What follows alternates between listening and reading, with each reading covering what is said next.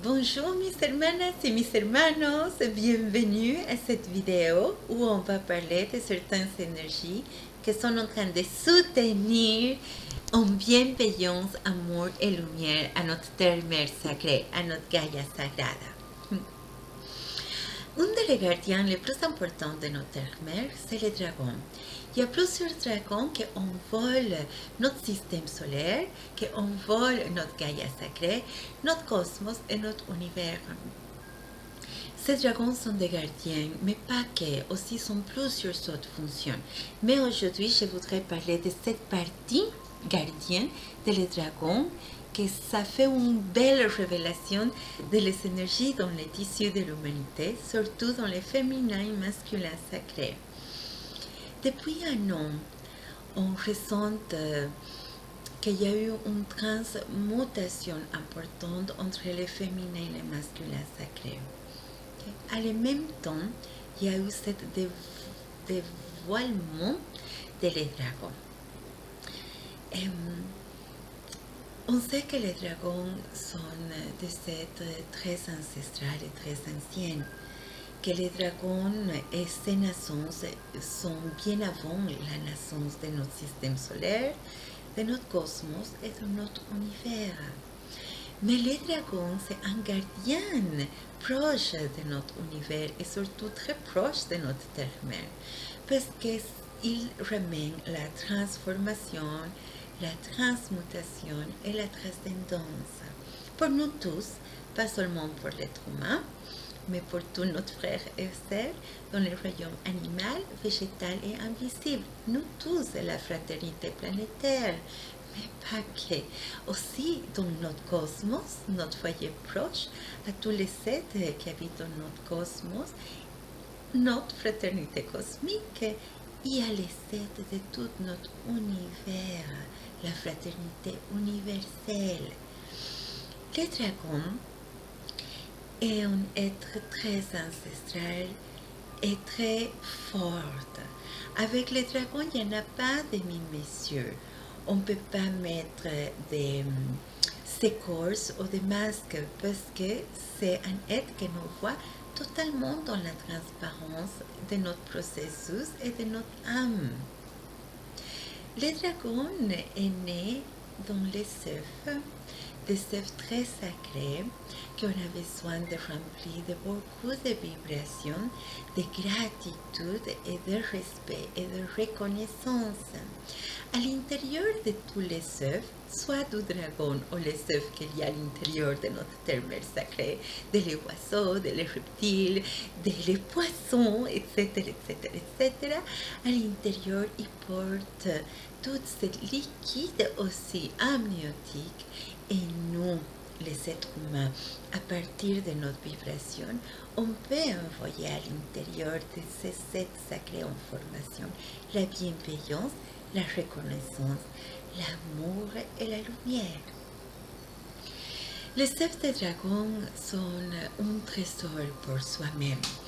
Mais il y a un an, il y a eu une transmutation importante dans la roue cosmique, dans les 5 roues cosmiques qui sont proches à notre terre-mère sacrée, dans notre univers, mais aussi dans la médecine du dragon pour les tissus de l'humanité, surtout pour les féminins et les masculins sacrés. Depuis un an, il y a ce dragon très, très, très ancestral qui est venu depuis, on ne l'a pas vu depuis des serres et des serres et des serres, et aujourd'hui il est ici. C'est un dragon qui n'est pas né de ce. Ce dragon est né d'une autre façon. Ce dragon, dans la naissance, a des autres dragons à partir de son utérus sacré, mais c'est un dragon mâle. C'est comme les hippocampes qui donnent naissance depuis son utérus à plein de dragons femelles et mâles qui sont là dans notre univers et aussi qui vont aller dans le multivers. Alors il y a eu une transcendance importante, une transformation, une transmutation dans l'énergie de le féminin et les masculins sacrés. On va parler de les masculins sacrés. Le masculin sacré passe pendant toute cette année et depuis l'année dernière à l'automne à venir, évidemment avant aussi, mais avec une puissance plus remarquable pendant ces derniers temps, la transmutation. De quoi? D'enlever toute cette structure sociale qui était imposée depuis la nuit du temps. D'enlever et de déstructurer tous ces conditionnements culturels qui s'appartiennent à cette ère et à toutes ces civilisations à l'intérieur de cette ère où les hommes étaient les courageux, les forts, pas en relation avec les sentiments, toi tu as besoin de prendre charge de tout, avec toute cette notion très autoritaire, mais en même temps très froide. Les grands-pères, arrière-grands-pères, arrière-arrière-grands-pères, c'était très peu qui embrassaient et de donner l'amour par la parole ou par les physiques ou par les regards à les autres hommes et à les autres femmes aussi. Mais tout ça, évidemment, c'est pas la corrélation véritable de l'énergie masculine.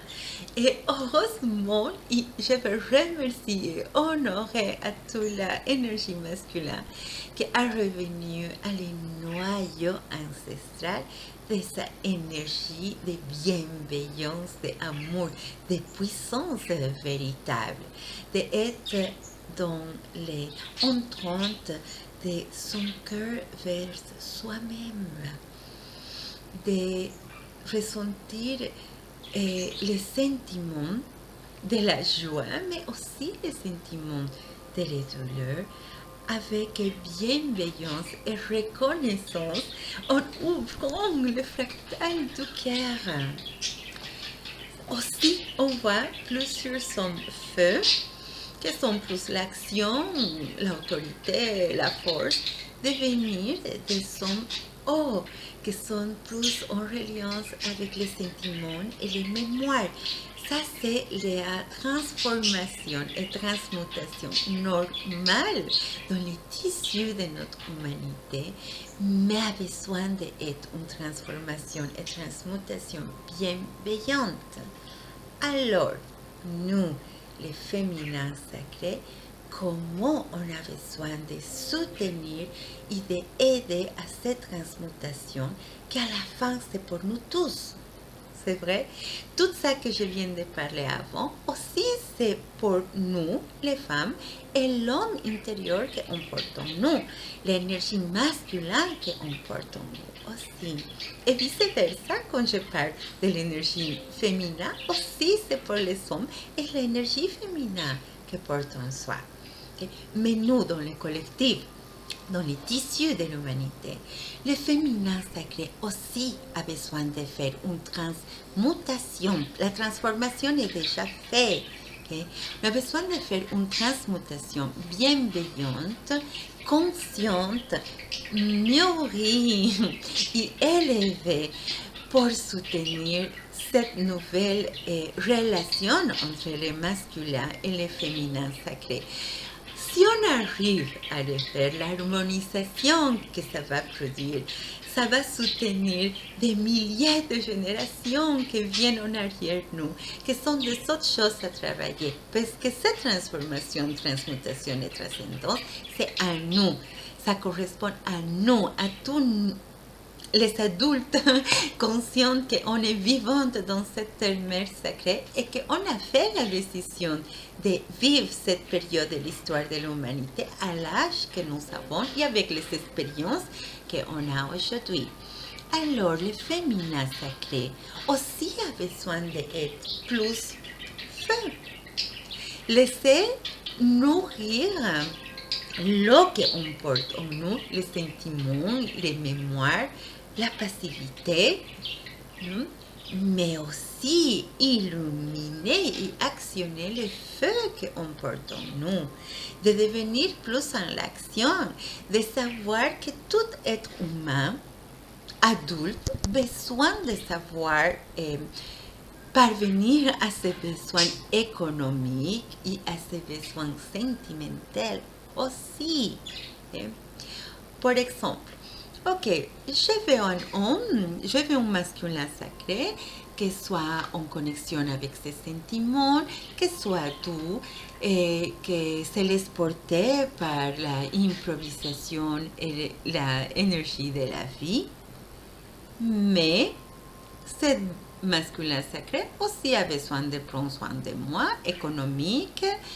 économiquement, énergétiquement, sentimentalement. Alors, si c'est comme ça ne peut pas marcher. Okay?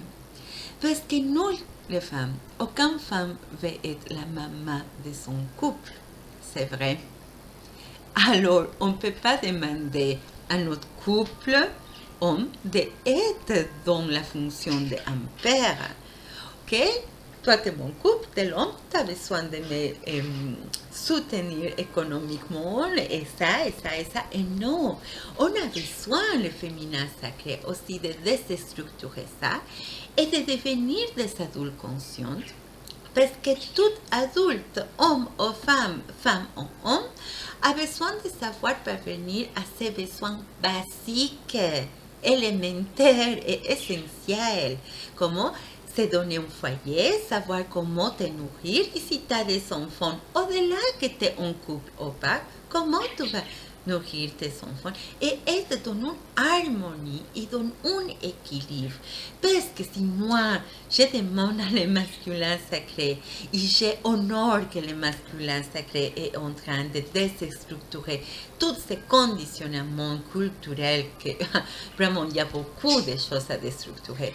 Alors, nous, le féminin sacré, aussi on a besoin de porter une harmonie dans la congruence et dans la conséquence de que nous, à la fin, si on arrive à avoir cet équilibre, homme, femme, homme, unis, entrelacés, parce que surtout, on est des êtres humains.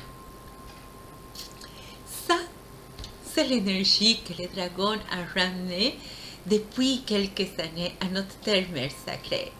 Ainsi qu'on va honorer de savoir que le tissu de l'humanité est soutenu, oui, par votre guide, évidemment. Chaque être humain par votre guide, par les mémoires de votre âme, mais aussi par les guides qui sont là pour toute l'humanité, pour toutes les sortes de vie au-delà de les êtres humains. Et qu'il y a beaucoup de bienveillance et de lumière dans cette transformation, transmutation et trascendance. Muchas gracias, mis hermanas y hermanos.